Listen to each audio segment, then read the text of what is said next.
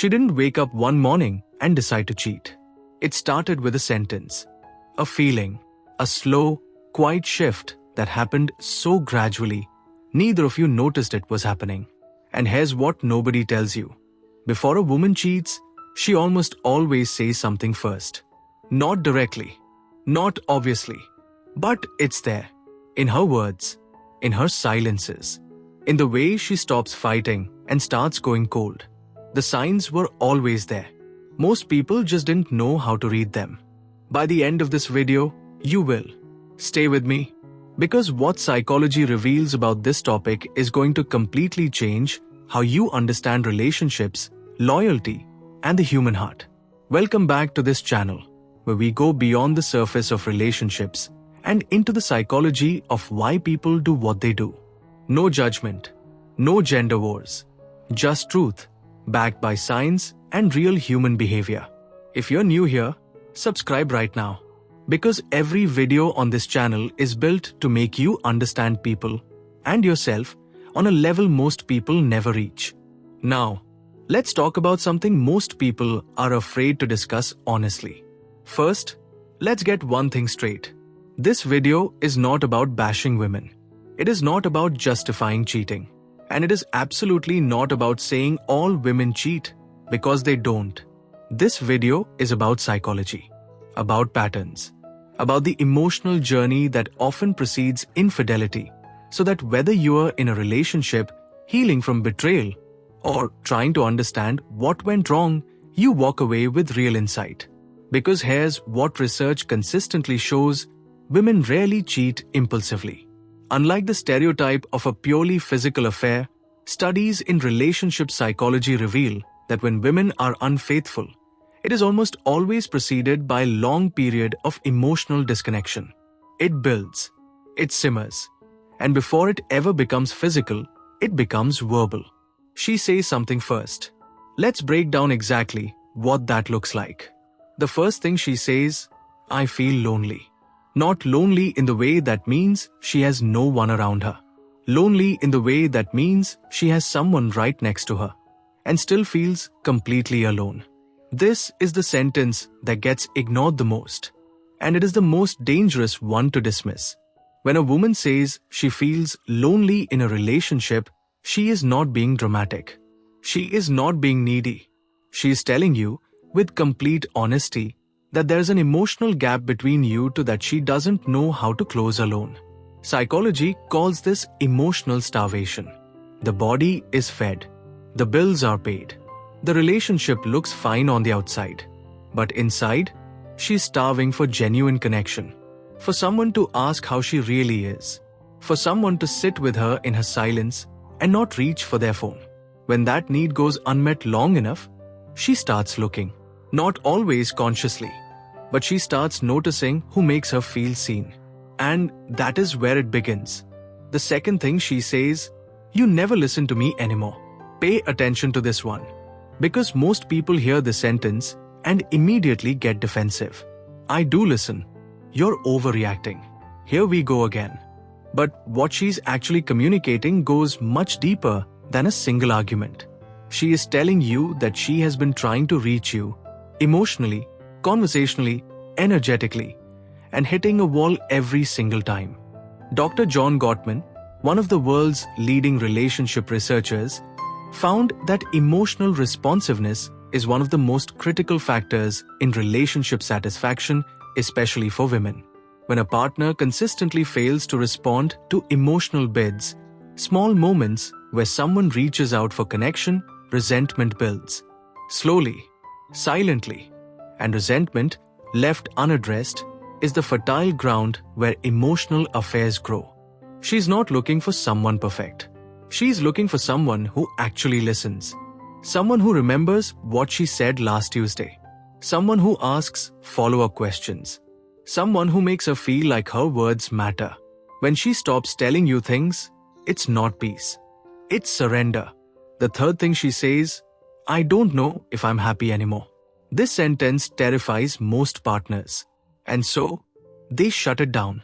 They say things like, "Of course you're happy. Look at everything we have."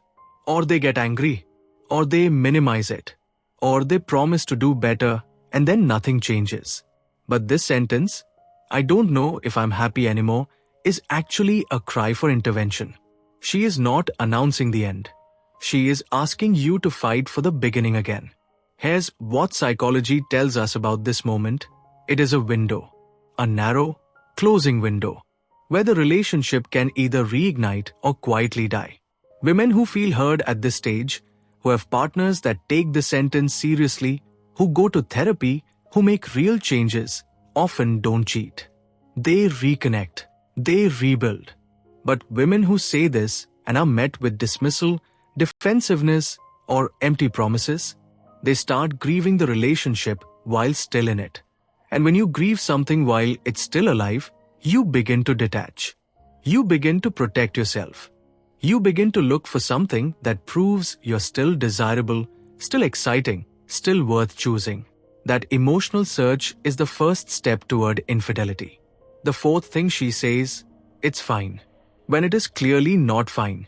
This is the most misread sentence in the history of relationships. "It's fine," said flatly, with no eye contact, after a conversation that clearly went nowhere, is not resolution. It is resignation. When a woman stops arguing, stops explaining, stops trying to make you understand, she hasn't calmed down.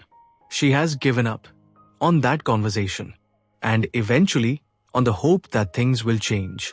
Psychologists call this stonewalling from exhaustion. It's different from the silent treatment. It's different from playing games. It is a woman who has fought and explained and cried and tried, and finally run out of emotional energy to keep trying. This is one of the most critical warning signs in a relationship, because a woman who no longer argues with you isn't at peace with you. She's emotionally elsewhere. And if someone else, a coworker, a friend, a stranger online, shows up in that moment and simply asks, "Are you okay?"